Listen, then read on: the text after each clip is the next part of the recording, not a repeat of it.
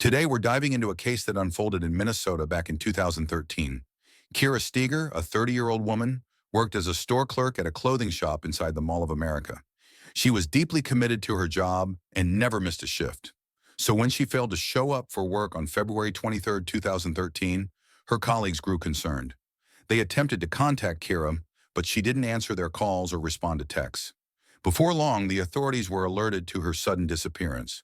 Born on November 19, 1982, in Des Plaines, Illinois, Kira K. Steger was the beloved daughter of Marcy and Jay Steger. They described her as vibrant, hardworking, and kind-hearted. Kira had been employed at the Mall of America, where she worked at two different stores, first at Wet Seal and then most recently at Delia's. Her co-workers weren't just colleagues, they were like family to her. She had an incredible gift for recognizing strengths in others that they often overlooked in themselves. With big dreams and an optimistic outlook, she envisioned a bright and successful future. Tragically, all those dreams were shattered when Kira disappeared without a trace. On the night of Thursday, February 21, 2013, Kira was at work. According to her co-workers, she was in good spirits and looking forward to a dinner date with her husband after her shift. She and Jeffrey Trevino had met 3 years prior, and their connection had been instant, blossoming into a romantic relationship. Eventually, the two tied the knot. On the surface, Kira and Jeffrey appeared to have a stable and happy marriage. While they, like any couple, had occasional disagreements, they kept their issues private.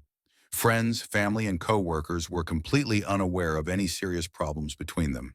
2 days later, on Saturday, February 23rd, when Kira did not come to work, her co-workers were concerned because such behavior was not typical of her. She was on time, strict with herself and others, never tolerated being late, and adhered to her schedule. Having failed to reach Kira, her co-workers called Jeffrey, but he had no idea where his wife had gone. As per Jeffrey, Kira had left the house the previous morning and had not been back since. It wasn't really worrying to him because Kira had a tendency to occasionally disappear for a day or two. She would stay the night at a friend's house or go to a relative's place unannounced. One thing that might have caused worry was the bad weather that day because it had been snowing heavily. Jeffrey suggested that maybe there was something that could have happened to her on the way. Perhaps her car got stuck and her cell phone battery ran out of power. On the same day, having received no news from his wife, Jeffrey filed a missing persons report and got in touch with Kira's family. Her family members were surprised by the mysterious disappearance of their loved one, and it was a big blow to them. Having received a missing persons report for Kira Steger, detectives immediately got to work. As it is common in such cases, the investigation started with questioning the spouse and searching the nearest surroundings. This was no exception. Detectives went to Jeffrey's residence to talk to him. Jeffrey informed detectives that on Thursday, he and Kira were looking to have some time together. They had dinner, conversed, played bowling, and eventually left the mall. By Jeffrey's account, he and Kira headed home straight away as Kira intended to watch a movie. Jeffrey also told detectives that his wife left their house the next day, which was a Friday, around 8:30 a.m. An event was scheduled at work, and her mandatory presence was required. She was conducting herself as usual, and he didn't see anything strange. Jeffrey found it nothing out of the ordinary that Kira would disappear from time to time, although he didn't even know where she was or who she was spending time with. They had been having relationship problems for a few months, said Jeffrey. However, he didn't see it as serious or alarming, considering it to be just minor arguments that occur in all families. The detectives started asking Jeffrey who Kira might be staying with, asking if she might have had a lover. The man refused the suggestion, as he had personally asked Kira about this and got a negative response. In Jeffrey's words, he really loves his wife and trusts her. The investigators passed on all the information they managed to collect about Kira and her car to the on-duty patrols. The detectives went to the Mall of America themselves in order to confirm the credibility of Jeffrey's words and possibly pick up some clues. Mall of America is among the biggest shopping malls worldwide. It is situated in Bloomington. It features 520 stores, theme parks, an oceanarium, movie theaters, a golf course, and much more. Therefore, it's not surprising that the mall is fitted with numerous security cameras. Knowing at what time Kira had left work on February 21st, the detectives looked into that moment. The footage showed nothing out of the ordinary. Jeffrey's account held true. He met Kira after work and they hung out at the mall for a while, then went down to the parking lot and drove away. There were no arguments between them, and the evening appeared to have gone fine. Nothing is as bad as just waiting without any knowledge of what's going on. And with each successive day, the anxiety for Kira's life was getting progressively worse. Lacking any news from her, and having grown tired of waiting, Kira's family traveled to Bloomington in an effort to try to help with the investigation. They had flyers printed with her pictures on them, posted them on poles, and distributed them to passers-by on the street. Their objective was to attract as much attention as possible to Kira. They realized they could not simply stand by, but had to do everything they could to find their loved one. While Kira's family was distributing leaflets, the investigators continued their inquiry. When interviewing the couple's neighbors, officers noticed a surveillance camera installed on one neighbor's house. The camera rotated sideways, and in one of its angles, it captured Kira and Jeffrey's home. Thus, the investigators asked the homeowner to copy the camera footage for them, as they hoped to uncover some clues from it. In the meantime, a cell phone company's records arrived and provided investigators with a new lead. According to Kira's phone records, she had another man in her life besides Jeffrey. He turned out to be Ryan Wendt, who was the manager of the same store chain in one of which she was employed.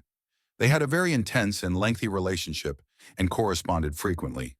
Police were able to ascertain that Ryan Wendt was out of state, and while a search for Kira was ongoing, Ryan was traveling in his car towards Colorado. This man was of major relevance to the investigation, because in addition to having a romantic relationship with Kira, he also moved out of state the same time she disappeared. Maybe it was a mere coincidence and nothing more, or perhaps things were completely different and his escape hides something behind it.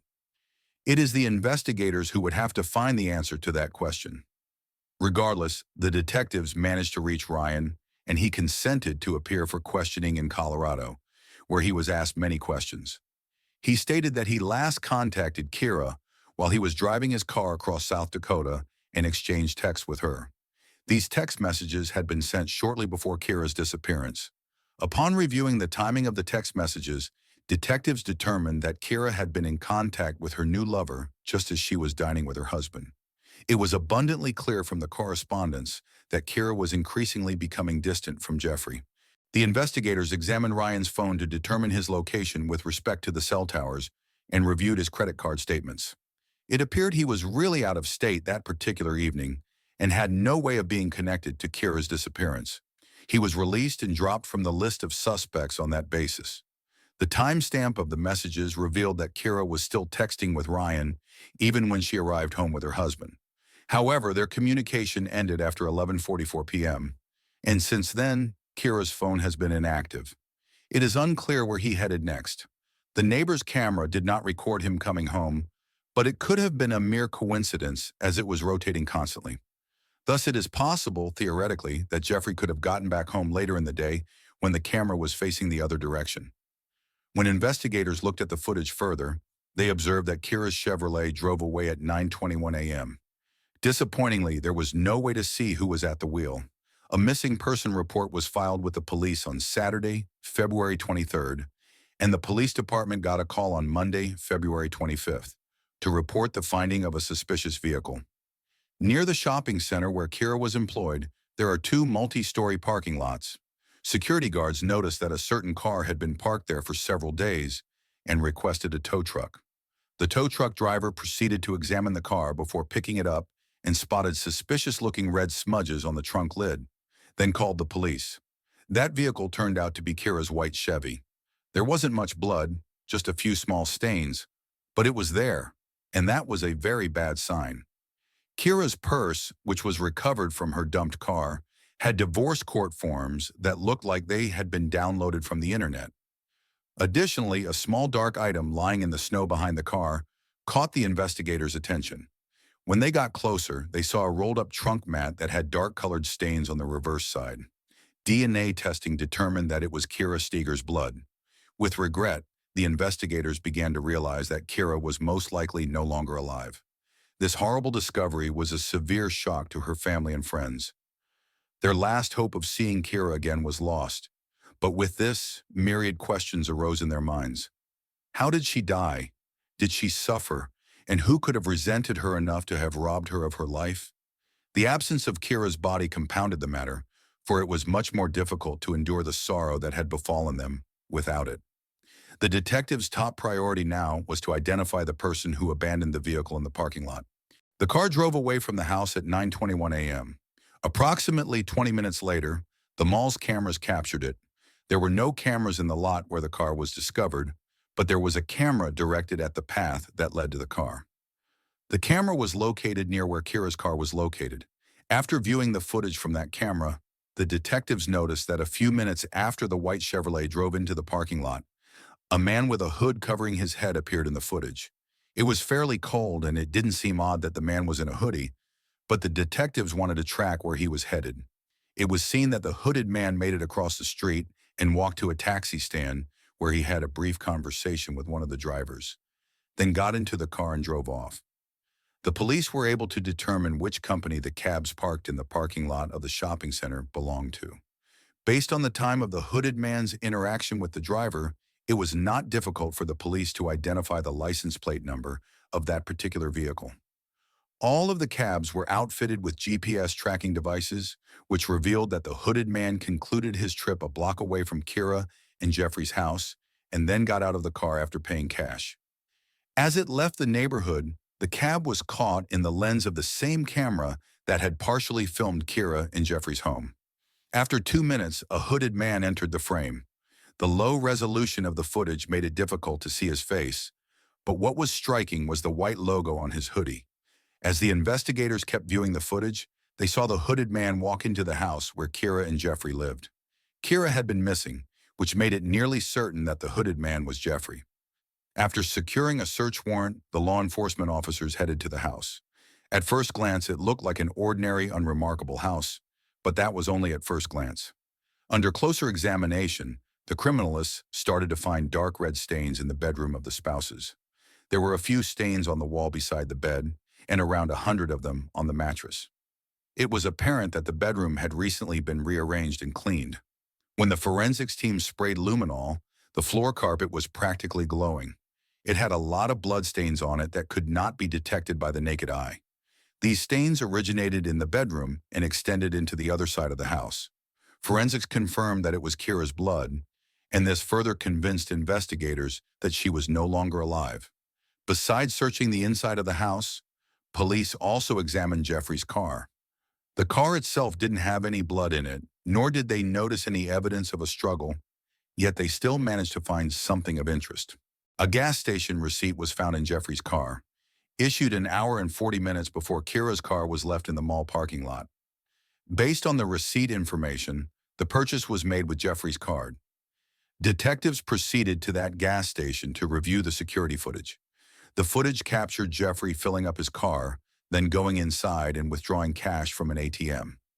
This footage provided a glimpse of Jeffrey's face and showed that he had a logo on his jacket in the chest area that looked like the logo on the man from the earlier footage. On the basis of this recording and all evidence found in the house, 39-year-old Jeffrey Trevino was placed under arrest. He was brought to the station for questioning and was now the prime and only suspect. Immediately from the interrogation room, Jeffrey reached his attorney, who advised him to exercise his right to remain silent. The police had sufficient evidence to charge him, but the most compelling evidence of his guilt would be the body. No one had any doubt that Kira was dead. The police, together with Kira's family and some volunteers, spent months searching for her. In late March, as the snow drifts started to clear, volunteers discovered a strange bag by the roadside at Keller Lake, a few miles from Trevino's house, and called the police. The bag contained a bloodied pillow, a shirt, and a bra. The forensics team linked the finding to Kira, as her DNA was detected on the items.